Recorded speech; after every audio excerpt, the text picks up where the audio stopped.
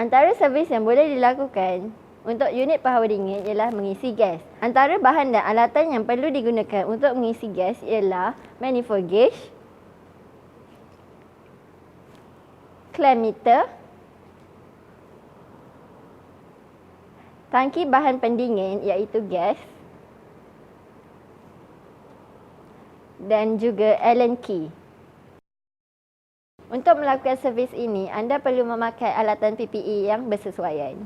Untuk melakukan servis mengisi gas, langkah pertama yang perlu dilakukan ialah dengan menghidupkan penghawa dingin.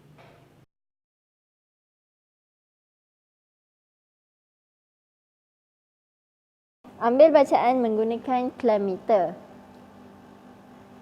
Jika bacaan yang telah diambil kurang daripada bacaan yang tertera pada label, anda perlu mengisi gas. Sambungkan hos tekanan rendah ke injap servis.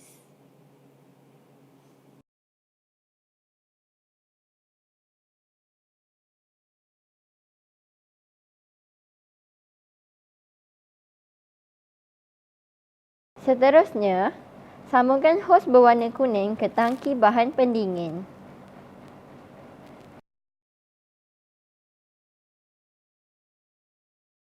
Buka injap tangan pada manifold gas yang berwarna biru.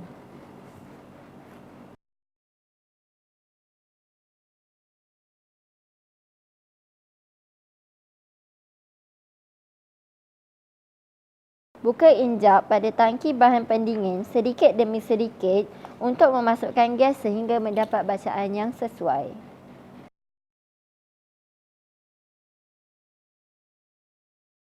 Sambil mengisi gas, perhatikan jarum penunjuk pada manifold gauge sehingga bacaan menunjukkan pada 60 PSI.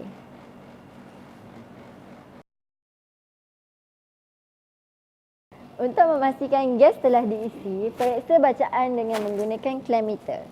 Bacaan yang telah diambil hendaklah sama atau kurang dari bacaan yang terdapat pada label di penghawa dingin anda.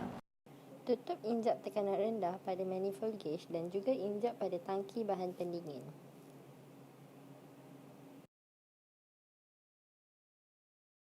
Buka sambungan hos tekanan rendah pada penghawa dingin.